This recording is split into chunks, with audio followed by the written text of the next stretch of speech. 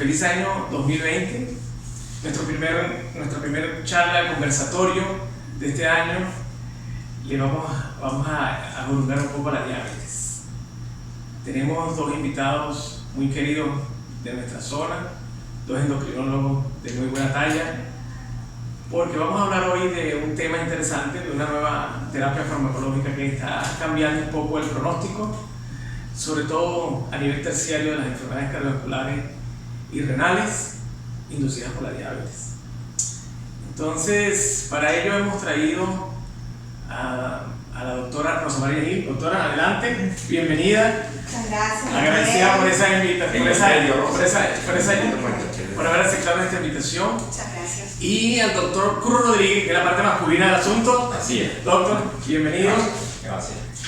Entonces, hoy vamos a tocar el tema de la terapia farmacológica sobre unos nuevos medicamentos que están tratando de ver cómo hacemos para cambiar la historia natural de la enfermedad diabetes, ¿no? Son las glifosinas. Son de nueva generación, en cierta forma, en su uso para este tipo de target que se está buscando. Aunque la doctora Rosa María me dijo que ya tenía mucho tiempo esa experiencia en el campo, ¿no? Pero bueno, Yo era el que sabe de la historia, ¿no? Entonces, Hablando de historia, yo les quería hacer una pregunta. Como esto es un conversatorio, vamos a charlar, ¿no? Claro. Yo me acuerdo que cuando yo me gradué de médico en 1990 en la Universidad de Zulia, no lo nuevo, sino lo que había resolvido la metformina. Cuando ustedes se graduaban de endocrinólogos, ¿qué era lo más nuevo de ese momento? Las insulinas humanas. Las insulinas humanas. Las insulinas humanas. Yo en el posgrado estaba terminando la era de las insulinas animales. Eso fue a principios de los 90. Y estaban comenzando a usarse las insulinas humanas con una mejoría de la posibilidad, con el riesgo de que el paciente tuviera reacciones de piel, las lipodistróficas famosas. También era muy común con los animales la resistencia a la insulina y tener que utilizar dosis muy altas. Y básicamente todo eso, las alergias, todo eso mejoró con las insulinas por ADN. Posteriormente, bueno, vinieron los análogos. sí, en el tiempo que yo me gradué, unos años antes que Rosa, creo que 4 años antes, como endocrinólogo, sí, era una insulina humana, realmente. Insulina humana, ¿no? Sí, los medicamentos nuevos que estaban aquí. Bueno, fíjense que yo por suerte hice medicina interna primero. Y cuando me gradué en el 96 de internista, estábamos con las insulinas ultra rápidas. Claro. Y las ultralentas. Y le estaba comentando a la doctora que cuando empecé a hacer cardiología hubo el switch o el cambio del valor numérico de la glicemia para diabetes en de 140 a 126. 126. Y de ahí en adelante han salido una serie de medicamentos que, por supuesto, en la práctica son de uso relativo, porque tampoco es que se usan todos los días, más que la metformina, todavía se utiliza mucho la glibenclamida. Todavía no se usa. La sulfonilúrica, es un caballito de los Si tú te fijas en ese crecimiento farmacológico al cual tenemos que estar siempre al día, entonces recordamos los análogos de la insulina, la metformina, que nunca debemos dejar de prescribir las sulfonilurias, sobre todo los de acción más corta, ¿no? Las glitazonas, que por supuesto tuvieron su momento, ¿no? Y las incretinas, los análogos del LP1, los inhibidores de la DPP4 también, que siempre lo utilizamos, ¿no? Siempre se utiliza con la metformina también. Y ahora las glifosinas, ¿no? Los nombres son un poquito interesantes, son glifosinas. Tenemos la EMPA, glifosina, la DAPA, glifosina, la CANA, glifosina, y han salido hasta. Hay otros. Hay uno que se llama el TOFO. Y el ELTU, del cual hay un estudio que posiblemente debe estar saliendo para el 2021, ¿no? Pero bueno, independientemente de estos nuevos, vamos a hacer énfasis en 3 que han sido los que creo que han marcado más pautas sobre lo que hoy vamos a hablar, que son la reducción del riesgo cardiovascular y de progresión de la enfermedad renal.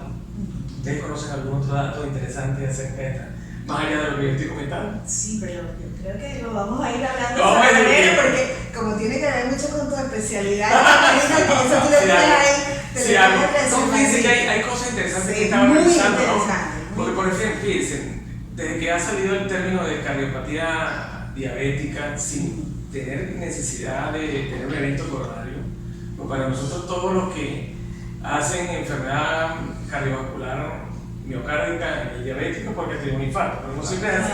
No. Y la reducción que se ha dado en estos estudios con las hospitalizaciones por falla, por insuficiencia cardíaca, está llamando la atención, ¿no? Al final tal vez podemos hablar un poquito de ello, ¿no? Pero sí es verdad que hay algo en el área cardiovascular que nos afecta a todos. Un 75% de los diabéticos tienen un evento coronario en su vida, que es algo que es muy alto, ¿no? Un 20-40% enfermedad renal. Entonces, estos son los puntos duros a la hora de tratar de ver cómo hacemos para que alargar la historia natural, ¿no? Claro. Bueno, entonces de ellos tenemos 3 estudios que quisiera ver si le damos un poquito al concepto de los 3 estudios. Voy a comentar el primero, fíjense. El primero que fue publicado en el New England Journal en el 2015, noviembre del 2015. El EMPA-REG Outcome, que llaman así. Este fue el desuso de la empagliflozin como una forma de evitar, de ver cómo se comportaba este medicamento versus el placebo. El objetivo del estudio fue ver cómo era el empagliflozin versus el placebo para evaluar morbilidad y mortalidad cardiovascular en pacientes diabéticos tipo 2, pero con un riesgo elevado de eventos cardiovasculares. Para nosotros todos los pacientes diabéticos son pacientes de alto riesgo. Yo no sé cuál fue la forma de dividir esas aguas en estos grupos, en estos estudios, ¿no? Probablemente que tenían, por ejemplo, enfermedad cardiovascular ya establecida. Sí, en ese estudio el 60% de los pacientes que fueron incluidos allí ya tenían un evento cardiovascular previo, ¿no? Es decir, eran pacientes, fíjense, no sé si se acuerdan, lo digo yo porque a veces lo practicamos, de la prevención primaria, secundaria y terciaria. Cuando un paciente, por ejemplo, tiene diabetes, uno lo que busca es como en prevención secundaria que aparezca la incapacidad o la muerte de ellos, que debería ser la terciaria, ¿no? Entonces aplicamos tratamiento. Todos estos pacientes, en su mayoría, como que estaban, el objetivo era buscar y evitar que esa prevención terciaria se diera hasta la causa de muerte, ¿no? O la incapacidad del paciente. O la incapacidad del paciente, sobre todo ponerlo en diálisis, ¿no? Cosas así. Pero no es este caso, ¿no? Un aspecto importante de estos estudios con este tipo de medicamentos es que precisamente también los fabricantes de los laboratorios buscaban demostrar que por lo menos no hacían daño cardiovascular, porque no había inferioridad cuando lo comparaban con placebo o con la utilización de otros medicamentos. Entonces el punto de partida principal de todos estos estudios, así como con otros medicamentos de diabetes, es que ahora es imperativo, porque lo dice el último consenso entre la Asociación Americana de Diabetes y la Asociación Europea, es que precisamente como ahora el paciente diabético se trata de acuerdo a las patologías, al tiempo que tiene, o sea, se hace un tratamiento de acuerdo a la necesidad de cada paciente, entonces es imperativo la utilización de medicamentos que ya hayan demostrado seguridad cardiovascular. Entonces el punto de partida de muchos de estos trabajos era precisamente demostrar seguridad cardiovascular. Sí, Carlos y Rosa, y todo esto viene dado porque el año 2008 la FDA dijo o especificó que todos los nuevos antidiabéticos orales tenían, como dijo Rosa, que tener varios estudios de seguridad cardiovascular. Ahora, en este estudio precisamente, yo pienso que es un estudio muy interesante porque demuestra no solo que este medicamento, la empagliflozina, la dosis que ellos usaron allí, que fue creo que 10 A 25 y 25 miligramos versus el grupo placebo, demostraron no solo seguridad cardiovascular, es decir, que eran no inferiores al placebo con respecto a eventos cardiovasculares, sino que disminuyeron un porcentaje importante, una reducción del riesgo relativo de un 30% para muerte cardiovascular, lo cual es muy importante. Hubo una reducción también de las hospitalizaciones por insuficiencia cardíaca en 32% y una disminución del riesgo de muerte por todas las causas. hasta donde yo sé, uno de los estudios, digo que los primeros que demuestran que un hipoglicemante demuestra que por un lado que tiene seguridad cardiovascular y por el otro lado que disminuye, ¿no?, el riesgo de enfermedades cardiovasculares. Todos sabemos que, bueno, el paciente diabético, como tú bien dijiste, está expuesto pues, a este tipo de problemas cardiovasculares y de enfermedades renales, que es otro estudio también que demuestra disminución, que es con la canaglifosina. Adelante, Rosa. Pero yo creo que uno de los hallazgos que más le gusta a Carlos Ajá. es el de la reducción del 35% en la hospitalización por insuficiencia cardíaca. cardíaca. Sí, eso es algo Eso que estamos... realmente yo creo que ha sido una de las cosas que ha puesto como que la nota diferente, particularmente en el trabajo del barrio. Y ha dado el pie, eso es Yo como creo que bonito para los Sí, cardiólogos. yo creo que para el 2015 este hallazgo fue un hallazgo muy interesante porque no era objetivo primario. No era objetivo. No era objetivo, creo que secundario. Usted lo ha oído hablar de algo que se llama serendipia. ¿Qué es? Serendipia es un hallazgo, es una sorpresa que se consigue, por supuesto de manera casual, pero es algo muy favorable cuando tú estás buscando otra cosa. Y esa serendipia ha pasado con muchos medicamentos.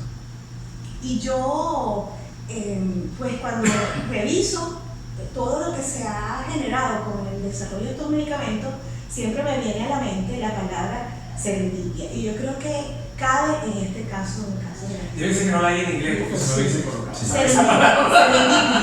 Serendipia. Por cierto que en otro estudio, en el estudio TECOS, ¿no? Pero claro, con otro medicamento, con la sitagliptina, se demostró que también había seguridad cardiovascular, ¿no?, en el famoso estudio TECO que salió unos años más antes.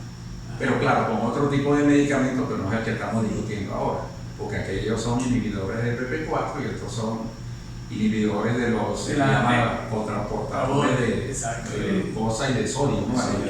Sí, por cierto, eso es interesante haberlo comentado porque no lo dije al principio, el mecanismo de acción de estos medicamentos, ¿no? La inhibición de la absorción de sodio y glucosa del túbulo contorno proximal renal. Es decir, son glucosúricos en cierta forma, son como... Sí, que producen glucosuria, claro.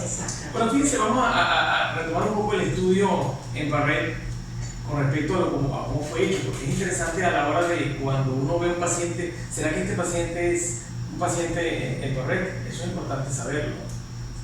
A nosotros nos pasa a veces, con los pacientes, sobre todo con insuficiencia cardíaca, este paciente es el prototipo que se escogió en estos estudios que dieron, favorecieron o no favorecieron.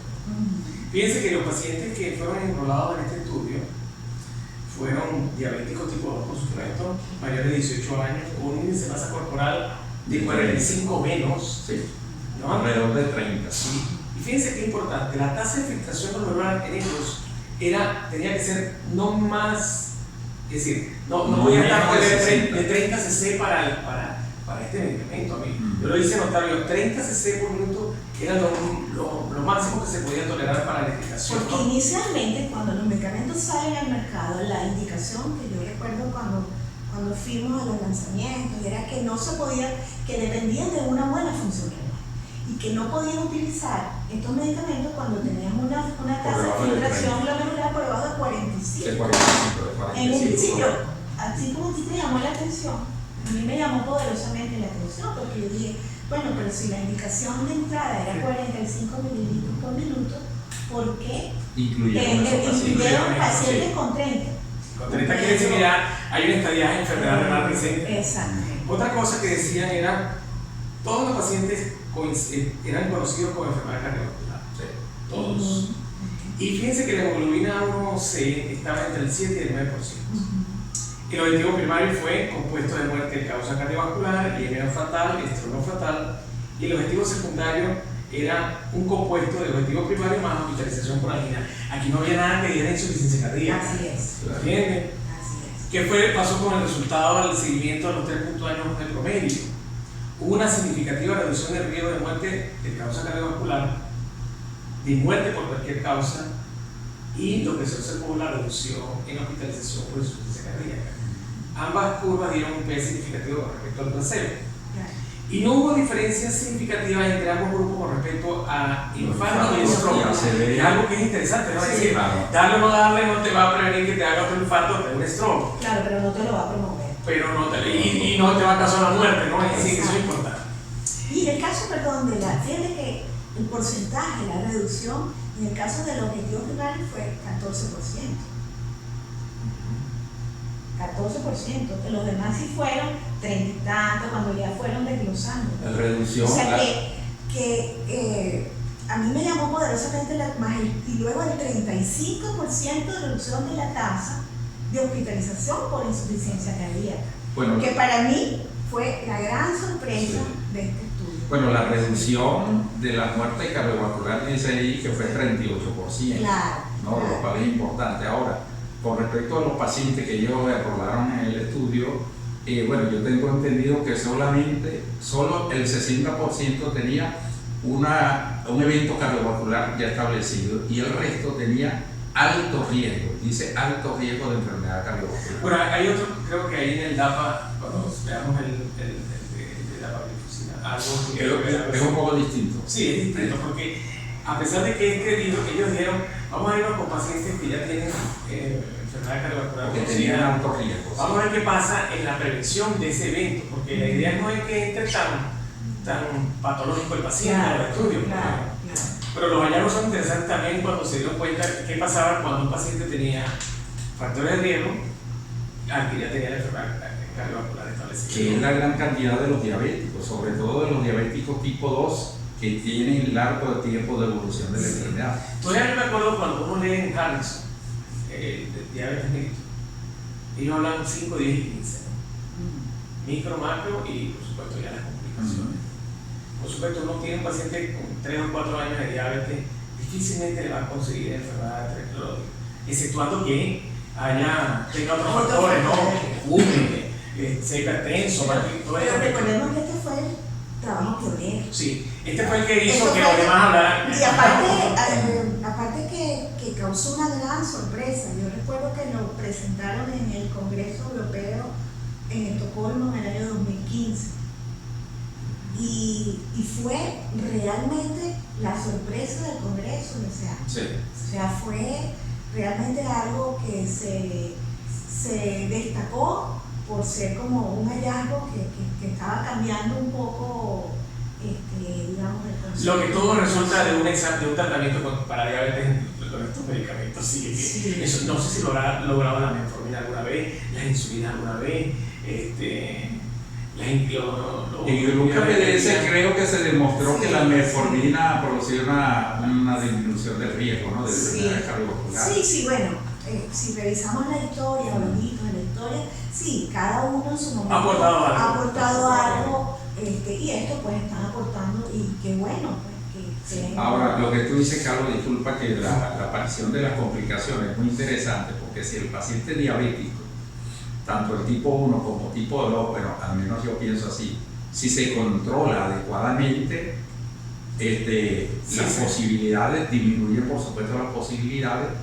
de presentar este tipo de complicaciones, tanto micro como macrovasculares, pero la realidad, y lo han demostrado los estudios internacionales e incluso estudios acá en Venezuela, la Sociedad Endocrino hizo un estudio el año 2003 creo que fue, y otros estudios que se han hecho que si aquellos parámetros de buen control en el diabético suceden, es decir, al menos una hemoglobina 1C por debajo de 7, una presión arterial por debajo de 140, 90 y un LDL por debajo de 100, si esos pacientes tienen al mismo tiempo esos tres parámetros controlados, probablemente no van a presentar en 10 años problemas cardiovasculares. Pero en ese estudio demostró, buscaron quienes al mismo tiempo de los diabéticos tipo 2 de larga data, quienes tenían al mismo tiempo hemoglobina 1C por debajo de 7, tensión arterial por debajo de 140, 90 y LDL por debajo de 100, al mismo tiempo el 5%, claro, y los demás estaban descontrolados. Sí. Y entonces la moraleja de allí es que como estaban descontrolados, a esos pacientes venezolanos lo que lo esperaba era complicaciones. Sí, pero el precedente es que hasta ahora no se había demostrado con ningún No, tratamiento claro. que aún teniendo un paciente con buen control glicémico, la prevención del riesgo cardiovascular y de las complicaciones macrovasculares no había sido todo lo que Bueno, claro. no más Con allá este de estudio, un 16% claro. a lo largo de la... Y esa es una de las bases por las que se genera también en parte el estudio Parré. Precisamente que hemos demostrado que controlar muy bien la glicemia previene las complicaciones microvasculares, el daño renal, la retinopatía muy bien, pero a la hora de demostrar que controlando muy bien desde el punto de vista glicémico el paciente no va a hacer enfermedad cardiovascular, ahí ha habido, los estudios no han sido muy favorecedores. Sí, lo primero que dicen los estudios cuando tienen mucha gente incorporada, mucha muestra, empiezan los factores o a favorecer o ir en contra, ¿no? Sí. Porque ¿cómo hacemos para controlar tanto los factores? Claro. Bueno, la diabetes no es solamente la glicemia lo que se controla, también controla una serie de factores que están asociados, ¿no? Y entonces por eso a veces uno ve los resultados y los ve con cierto ojo crítico, ¿no? A la hora de querer decir, bueno, esto puede pasar en mis pacientes, sobre todo sabiendo que como ese 5% está muy reflejado, yo creo que en todas partes. Y nos debería hacer sentir muy mal. Claro. No puede ser difícil. Bueno, una de las conclusiones al final. Porque Yo también tengo- de alguna manera. Nosotros somos ¿Qué responsables estamos los haciendo? médicos de eso. Mira, por cierto que en el estudio allí, bueno, además que no era objetivo, por supuesto, ni primario ni secundario, el medicamento redujo la hemoglobina, no sé, creo que cuando se utilizó 10 miligramos, el 0,3%, y cuando se utilizó 25 miligramos, un 6 o 7% de la hemoglobina, muy importante. O sea que el medicamento, además de controlar los niveles de la hemoglobina, no sé, que es el parámetro de buen o mal control del diabético, tiene esos efectos que hemos discutido aquí sobre efectos beneficiosos en el área cardiovascular. La midieron a las 12 semanas, las Sí, 90 y tantos, sí. y a las 200 y pico. Claro, Y la diferencia entre las dos dosis no fue 10 y 25 miligramos. Sí. Por cierto, perdón, que dice que esa dosis no hubo diferencia en la protección cardiovascular Exacto. en la dosis de 10 y También la 25 25. miligramos. Y en la protección. Solamente hace referencia de que si uno quería alcanzar una meta metabólica, de 10 lo podíamos pasar a 25, ¿no? Sí. Pero no era porque queríamos más muerte o menos muerte o Claro. más sobrevivencia más o no. Sí, pero no hubo Bueno, en diferencia. general ese estudio en Parré fue muy interesante porque dio a entender lo que venía después, ¿no? A la larga, estos pacientes diabéticos con alto riesgo de eventos cardiovasculares que recibieron el empagliflozin, se logró un porcentaje de una reducción del punto primario por causa de muerte cardiovascular y otras causas también, y reducción de la hospitalización, ¿no? Por falla cardíaca. Podríamos decir que en línea nada es lo interesante del estudio, ¿no? Bueno, después del Parré, que fue publicado en el 2015, sale otro estudio que fue el Declare TIG58. ¿Cómo lo pronuncian ustedes? El Declare TIG58, ¿no? Con dapagliflozina, ¿no? Ese es como el dapagliflozin, exacto. Fue publicado en enero del 24 de enero del 2019 en New England Journal, pero hacía mención los autores de un antecedente interesante de este estudio. Dicen que estos inhibidores del contraportador de sodio y glucosa a nivel renal han demostrado efectos cardiovasculares favorables, en especial en pacientes diabéticos, y en reducción de hospitalización por falla cardíaca en pacientes con enfermedad cardiovascular establecida. Esto fue en 2019, eso es lo que dijo el Parré, ¿no? Sí. A su vez se ha observado retardo en la progresión de la enfermedad renal, la cual fue demostrado en el 2017 por el estudio CAMPAS con el canagliflozin. Sí. Entonces, los autores quisieron como objetivo evaluar qué efectos tenía el dapagliflozin sobre el pronóstico cardiovascular y renal, ya empezamos a nombrar riñón aquí, en una amplia población de pacientes con enfermedad cardiovascular arteriosclerótica ya establecida o en riesgo de desarrollar enfermedad cardiovascular arteriosclerótica. Es decir, en pocas palabras, o tienen la enfermedad o tienen factores para desarrollar la enfermedad. Mezclaron dos cosas, ¿no? En el área renal. Sí, tomaron también el área renal, ¿no? Además de demostrar, porque el DAPA tiene que demostrar que es bueno en la prevención cardiovascular, pero quisieron abordar también el aspecto renal, a ver que, sobre todo por el antecedente del Canvas, ¿no? Pero lo interesante de aquí fue la mezcla. Vamos a mezclar, como dicen siempre en matemáticas, no mezcles peras con manzanas porque no es la idea, ¿no?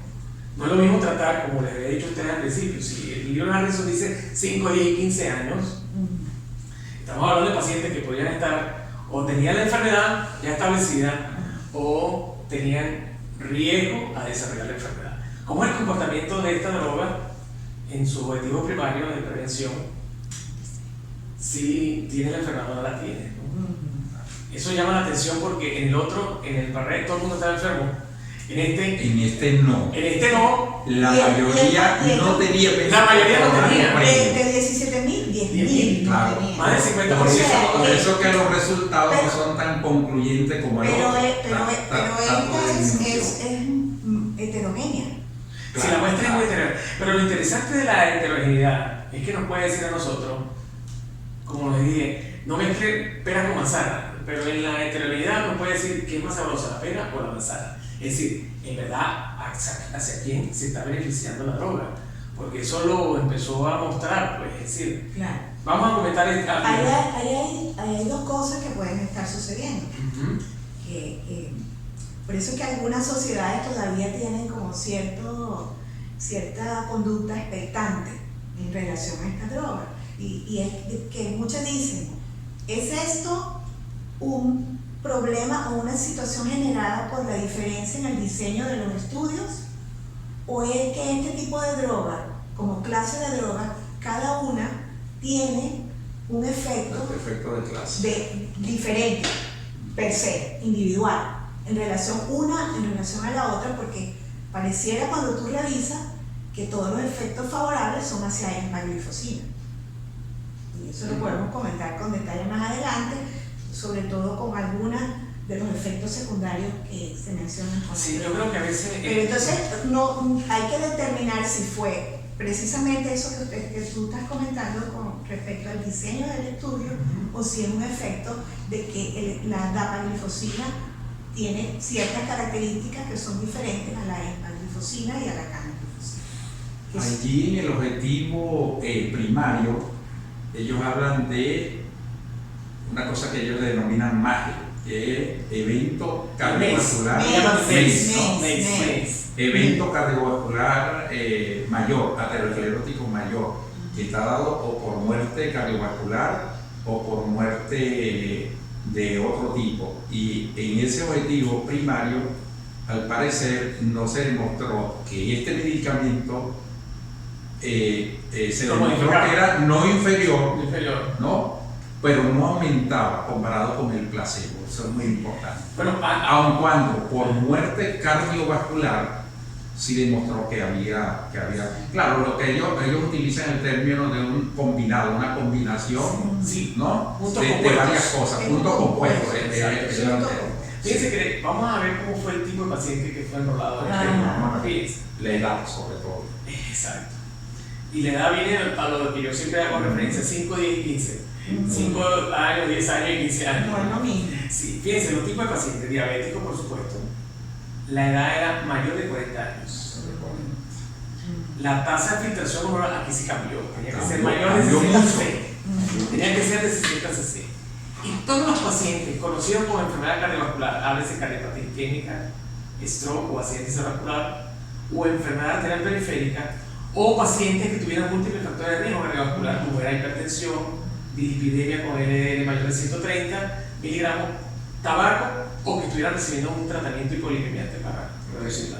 Estos eran los tipos de pacientes. En conclusión, ya tenían que tener o algún problema coronario o un factor de riesgo. O factores de riesgo. Entonces ahí es donde uno dice, conchale, y fíjense la hemoglobina, que no le consideraba el grupo, era entre 6.5 y 12. Yo no sé si nosotros podríamos reducir el 12 con estos medicamentos. Probablemente no, porque vemos que el porcentaje de reducción fue 0,2. Estos son pacientes que tienen que ser tratados intensivamente con insulina. Cuando tiene que bajar muchos puntos, la insulina. Ahora yo no sé qué porcentaje pondrían ellos de más de hemoglobina, más de 10%. Eso no. Parece que no. Ah, que lo tengo. Yo tengo el estudio original. Ese dato sí no, porque para mí el dato exacto puede perturbar. Más bien me interesa más los rangos, ¿no?, que tomaron. No sé. Entonces, si tiene 8, si tiene 9, si tiene 10, bueno, sí me pueden. Fue una población muy variable. Heterogénea. Sí. Probablemente a eso se deben los resultados. El objetivo primario, los MACE, lo que llamamos, muy utilizado en cardiología, ¿no? Tiene un término que se llama Major Advanced Target Cardiovascular Events, que son simplemente los eventos cardiovasculares que pueden haber dados por muerte cardiovascular, infarto y stroke. Todo paciente que tenga esas tres eventualidades es considerado que ha tenido un MACE. Y lo otro era MACE más muerte cardiovascular u hospitalización por falla cardíaca. Este era el objetivo primario. El secundario, ver cómo se lograba la reducción de la tasa de filtración cerebral, la enfermedad del 40%. En caso de que la enfermedad renal progresara a otra estadia, o que se hubiese dado una muerte de origen renal o cardiovascular. Eso también era un objetivo secundario. Muerte de cualquier causa también fue otro objetivo. Lo importante aquí fue cómo haces tú con esa droga para evitar que aparezcan menos MACE en la población, que ya de por sí está expuesta, o que se muera. Y ahora sí colocaron de objetivo primario la falla cardíaca, ¿no? Porque eso seguro fue el ejemplo que nos dio el EMPARE. Claro. ¿Okay? Pues Y si el EMPARE fue un hallazgo, vamos a ponerlo aquí como objetivo primario. Porque él fue un pionero. El pionero, sí. El que tiró la primera piedra. Exacto. ¿No? Bueno, ¿qué pasó con esta gente? El seguimiento fue a 4.2 años de promedio. Con respecto a la eficacia, el grupo DAPA-glifosine resultó en una reducción en el porcentaje de muerte cardiovascular u hospitalización por falla cardíaca con respecto al placebo. Una P significativa. Fue de 4.9 para el grupo DAPA y 5.8% para el grupo placebo. Es decir, que el objetivo primario se logró reproducir en parte porque al no haber muerte cardiovascular u hospitalización por falla cardíaca fue parte del objetivo primario, ¿no? Pero lo que hablamos de MACE no lo nombran, no hacen mención. No hace mención aquí en la discusión interesadamente. En la discusión, pues claro, o sea que nos van ponen lo que más nos cierto que pero en la discusión sí. Si tus colegas cardiólogos españoles le caen al estudio, ¿no? Tienen una crítica. Sí, bueno, de hecho, no sé hay si por te y contras. por eso que cuando hablo de las Sí. sociedades que aún ven de manera expectante, una de las que me refiero es precisamente la sociedad. Había que ver si la sociedad española de cardiología pura o de diabetes. De diabetes. No, y la de cardiología también. Yo vi un estudio. Yo vi una charla sobre eso. Pero lo interesante va a ser qué va a pensar la gente que maneja el paciente con insuficiencia cardíaca. Ahí sí las cosas, porque en insuficiencia cardíaca cualquier botón que se agrega a la camisa es favorable. Que te lo disminuyó allí con el medicamento, Sí, con el disminuyó medicamento. el porcentaje. Y una cosa que es interesante, que independientemente de que el paciente sea diabético, no, hay cosas que son comunes Sí. entre la diabetes y la insuficiencia cardíaca. Claro. Independientemente de que sea paciente diabético que tiene insuficiencia Bueno, ¿sabes qué, doctora? cardíaca. Y por lo común de las dos patologías, entonces ya ahí es que vamos, que viene la situación En la discusión, fíjense. de la discusión. Hace mención a la contraria. Se incluyó más de 10.000 pacientes sin evidencia de enfermedad cardiovascular. Claro. Hubiese sido ideal 1 y 1. Sí. Como para que la muestra fuera, a pesar de ser diferente, Cuando yo vi ese número, eso me Claro, impactó. 100.000 y 6.000 17.000, que sí tenían. 10.000 no tenían. Sí, más del 50%, Sí. ¿no? No hubo efecto sobre los MACE con respecto al placebo. Lo que te dije. En múltiples subgrupos fue consistente la reducción de muerte cardiovascular u hospitalización por falla cardíaca. Es decir, cuando me refiero a subgrupos deben ser, como habíamos dicho, hipertenso o hipertenso con tabaco o el que tenía enfermedad con infarto o stroke. Hubo reducción en la progresión de enfermedad renal vista en pacientes con sin enfermedad cardiovascular atherosclerótica, falla cardíaca o enfermedad renal crónica. Y esto es interesante porque entonces el comportamiento no es igual que el cardiovascular. El renal se comportó diferente. Si no tienes la enfermedad y factor de riesgo, también se logró la reducción, cosa que no pasó con nosotros. Y estos inhibidores tienen una moderada reducción de MACE en pacientes con enfermedad cardiovascular atherosclerótica, sin efecto en pacientes con riesgo de desarrollar enfermedad.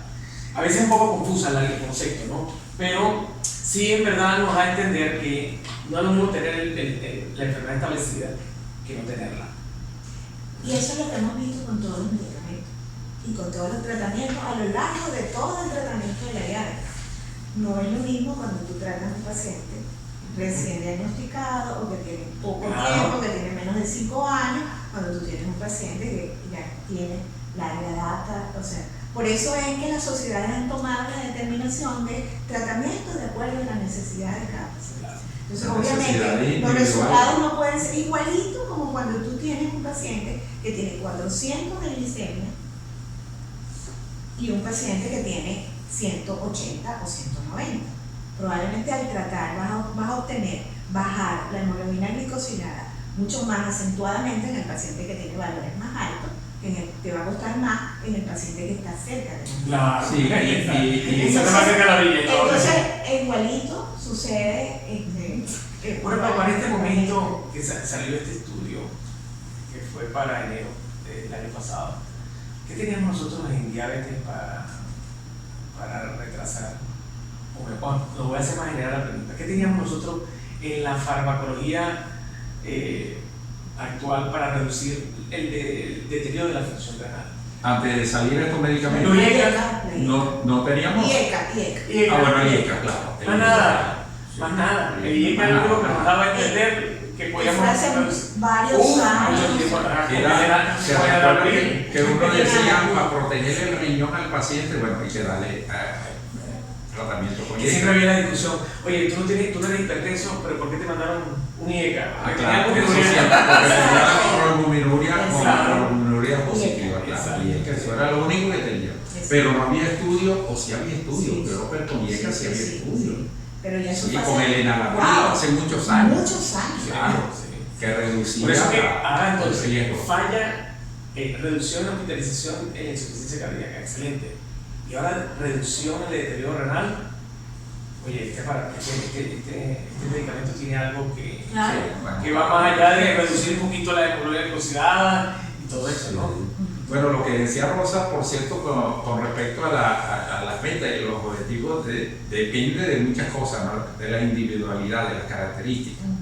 Es distinto, como ella dijo, un paciente, por ejemplo, de 40 años recién diagnosticado, que un paciente de 80 años, de 70 años, que tiene largo tiempo de evolución, que está expuesto a muchos problemas cardiovasculares, expuesto a muchos problemas de hipoglicemia, ¿no? Y entonces, si tú tienes un paciente joven, 40 años, recién diagnosticado de la diabetes, los objetivos, incluso las metas de control son distintas. Sí, es verdad. Los estudios han demostrado, por ejemplo, el ACOR demostró, por cierto, que un paciente de 60 años, de 70 años, con largo tiempo de evolución, con mucha hipoglicemia, no debe disminuirle tanto el nivel de hemoglobina 1C.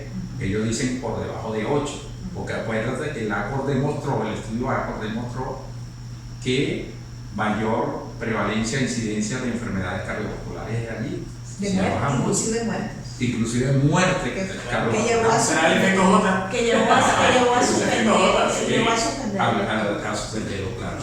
Bueno, entonces viene el papel, ahora qué vamos a hacer con estos medicamentos sobre la renal, porque si lo que nos dice en enero este estudio, entonces vamos a ver qué papel tuvo la canaglifosina, ya que tenía un antecedente del 2017 con el COMPAS, ¿no? Cuyo objetivo principal fue el área renal. El área renal. Entonces sale en junio del 2019, en el New England Journal también, el CREDENCE Trial, que era el canaglifosina y eventos renales en diabéticos con enfermedad renal establecida ya.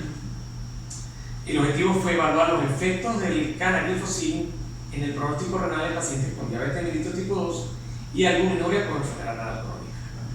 El tipo de estudio, aleatorizado, ciego, fue un placebo control de 100 miligramos de suero placebo, que es la dosis que se daba del canaglifosina.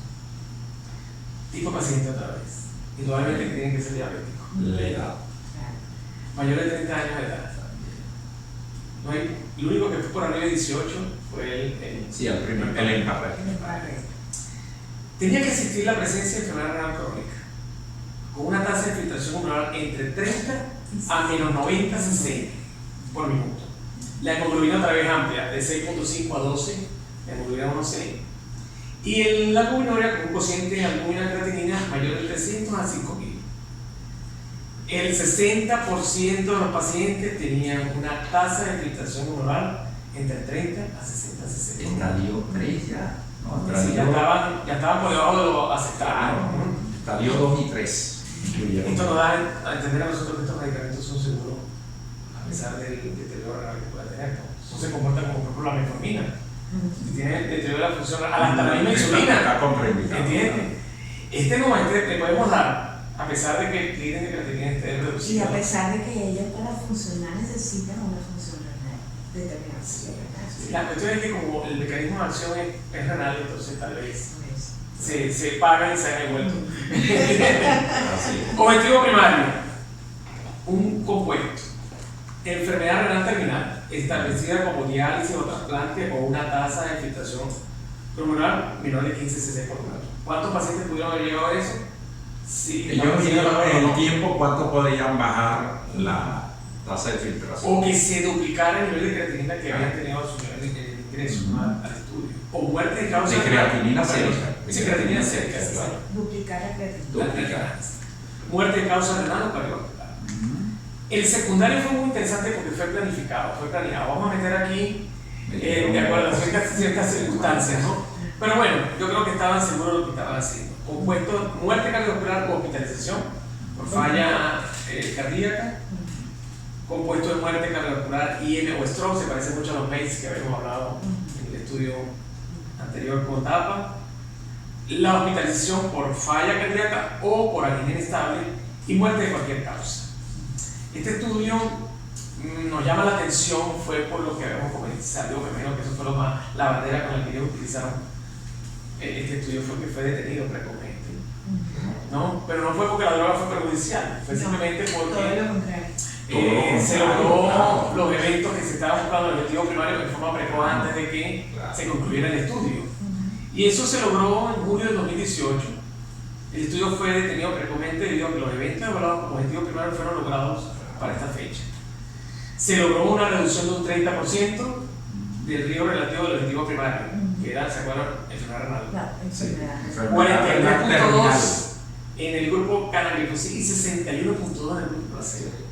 Es decir, una reducción de un 34% Muy importante. para enfermedad terminal asociada a la muerte renal o a la elevación al doble de los niveles de creatinina. Son puntos compuestos. De un 32% del riesgo relativo de enfermedad terminal renal. Eso es bastante, claro. ¿Okay? Para lo que nosotros vemos día a día, wow. así. No es que Luces. yo veo un paciente con insuficiencia renal moderada y yo sé que en menos de 5 años ya está pegado, bueno, menos de 5 años. Ese va para terminar. Para terminar. Para diálisis. Así es. Y reducción del riesgo de muerte cardiovascular, EMI, stroke y reducción del riesgo de hospitalización. Se dieron en este estudio cosas que no se habían dado en otro. Por ejemplo, para el DAPA, los meses no hubo modificación. Pero aquí todo el mundo estaba enfermo. Eso es interesante. Es decir, aquí era una medicina terciaria lo que estábamos aplicando. Que es lo que yo siempre he considerado cuando uno ve estos 3 estudios. Que la heterogeneidad del DAPA nos permitió a nosotros entender hacia quién la droga en verdad beneficia. Porque a pesar de que el enfoque fue renal, se repitió los resultados en los otros, de los otros anteriores, de lo bueno de los otros, ¿no? Claro. Bueno, entonces, estos fueron los 3 estudios que quise traer a colación hoy, con la intención de ver cómo se la jugó esta gente con las 3 drogas. ¿Y cómo adaptamos estos nuevos estudios, estos nuevos una medicamentos a pregunta. nuestra práctica diaria? Ahora vamos a salir de los 3 estudios y vamos a ver. Las preguntas que voy a hacerle a ustedes van a ser interesantes. ¿Con qué medicamento se queda usted, doctor? De esos 3, Sí. con la. Bueno. O con la empaglifosina, o mejor, con la canaglifosina. Claro, porque me disminuye las dos cosas en las cuales evoluciona el diabetes. Me disminuye la muerte y los eventos cardiovasculares y disminuye la progresión de la enfermedad renal crónica terminal. Yo me quedaría con ese, con la canaglifosina. Yo, a pesar de todo, de que le había llamado serendipia, y me parece que es muy interesante el perfil de los medicamentos. En relación a cómo ha sido la historia de todos los medicamentos de diálisis, yo preferiría siempre tener una conducta expectante, porque son medicamentos que tienen menos de una década, pero es la última década aquí y hay muchas cosas todavía que hay que aclarar, ¿no? Y una de esas cosas son los efectos, algunos efectos secundarios que fueron reportados en los trabajos y que han sido reportados en otros trabajos y en la literatura. Y en relación, por ejemplo, a la amputación, por a ejemplo, las que se dio amputaciones que se dio con cadaverifosina, a la fracturas cetoacidosis diabética. se dan los tres, pero Exacto. Ahí, estos medicamentos tienen un efecto metabólico que es aumentar la producción de los cuerpos cetónicos. O sea, ellos aumentan la producción de cuerpos cetónicos. Entonces, eso lo hace, por ejemplo, medicamentos que no deberían ser utilizados en pacientes que tienen una reserva de insulina bien deteriorada, o en pacientes que estén recibiendo tratamiento con insulina. ¿Por qué? Porque la incidencia de cetoacidosis diabética es mayor. Entonces esa es una de las cosas que yo pienso que también hay que tener en cuenta y que hay que esperar. sí, no hay el medicamento perfecto. Otra cosa, claro, Sí. precisamente por todo lo que nos antecede, que de repente aparece un medicamento que parece ser... Bueno, le mejoramos el aspecto cardiovascular, pero entonces le integramos el aspecto metabólico. Yo te lo dije. Entonces, en estas cosas siempre yo pienso que uno tiene que, sí, maravilloso, son el perfil ideal para un paciente con enfermedad cardiovascular y con probablemente insuficiencia cardíaca, por todo lo que ya se sabe de los mecanismos fisiopatológicos del por qué mejora la insuficiencia cardíaca, y que yo me imagino que los cardiólogos están contentísimos. Ya va a ser a lo mejor, Dios quiera que sí, un medicamento de uso del cardiólogo, independientemente de la diabetes o no. Sí, pero yo, hasta ahora la evidencia, en relación a la pregunta, hasta ahora la evidencia en general favorece a empagliflozin. Mira, bueno, cuando tú me llamaste para este conversatorio, yo te dije, bueno, uno que tiene ya cierto tiempo trabajando en esto con los pacientes diabéticos, estoy de acuerdo con Rosa que dice, bueno, que cuando sale uno de estos medicamentos, uno cree que es lo último, y luego con los estudios demuestran que salen muchas complicaciones, problemas con los pacientes diabéticos, y se ve que no es el mejor o tiende a ser el mejor en el momento, pero después con estos medicamentos, como ella bien dijo, pues no solamente las complicaciones que ella dijo, sino también infecciones urinarias. Y bueno, por supuesto, la principal. Y problemas de infecciones genitales, micóticas, ¿no? De riesgo de para infecciones, claro. De amputación de los miembros inferiores. Claro. Lo que ella dijo de la cetoacidosis diabética euglicémica, que tiene su explicación. Así se No sé, muchas cosas. Entonces, siempre será bueno incorporar con la metformina. Fíjense que no mencionan sí. solo, pero lo ideal sería que fuesen estos medicamentos vayan con la metformina. Ellos De hecho, por ejemplo, Sinhardi es una de las marcas comerciales, viene con la empagliflozina más metformina. Y los medicamentos, dice todo allí, viene con sí, dice allí que lo puedes utilizar, este tipo de medicamentos con insulina incluso, ¿no? Dice que puede bajar la dosis de los requerimientos de insulina con metformina, como tú dijiste, con los inhibidores de PP4, e incluso, no sé si ustedes conocían que este tipo de medicamentos se está explorando o se están haciendo estudios para utilizar en diabéticos tipo 1. Sí.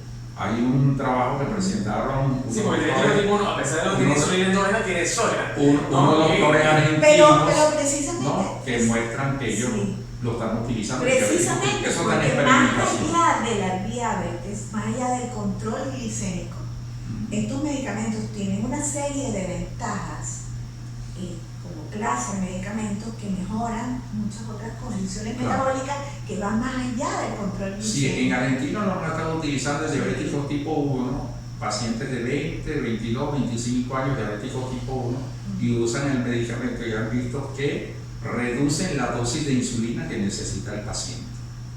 Lo estamos utilizando allí. Bueno, vemos que también entre los efectos estos de bajar de peso, baja la presión arterial. Baja la presión arterial, ¿no? Y eso baja la albuminuria. Baja el HDL, pero también sube el LDL. Y sube la Bueno, pero todas estas, yo siempre hago la pregunta, A mí no me importa tener una L de alta con tal que mi H de Ah, bueno, alta, claro. ¿verdad? Así que las cosas se complican. Claro.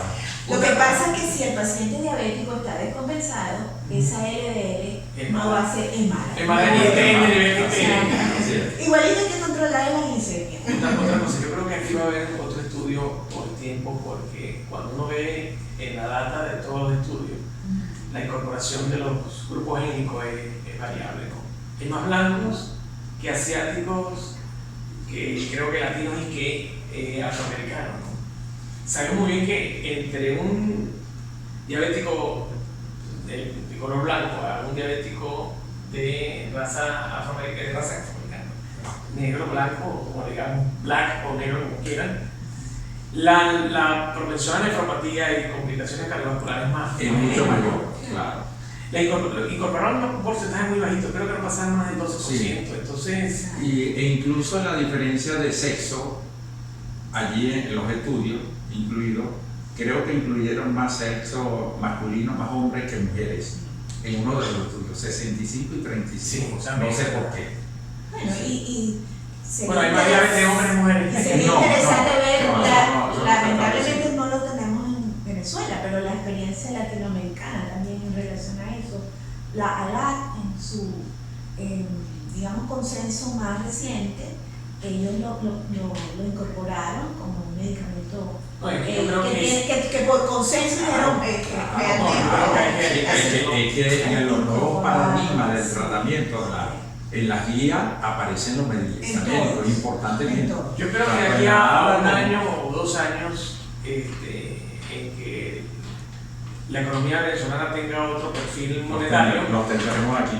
los tendremos aquí porque en Y verdad. tendremos experiencia sobre el uso de los Siempre me acuerdo medicamentos. una vez que me dijeron a mí en por de cardiología, tú no te imaginas, una estreptoquinasa costaba para aquel momento 120.000 bolívares, cuando yo hice el posgrado de cardiología.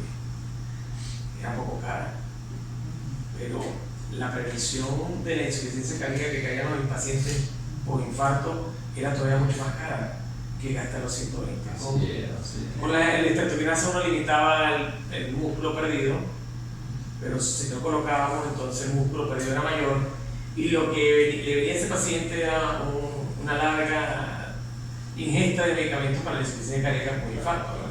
Y en verdad yo veo a mis pacientes con insuficiencia renal no severa, porque ya cuando ya son severas, ya yo se las entrego al nefrólogo. Pero sí están o anémicos, o están osteoporóticos, o están hipertensos, o tienen les da una serie de cosas que no le da lo que no tienen insuficiencia renal. Lo que no tienen insuficiencia renal, por supuesto, se infectan, necesitan más medicación, todo como consecuencia de que el riñón se va deteriorando, ¿no? Parar eso es algo interesante. Lo de la insuficiencia cardíaca yo lo veo con otros ojos.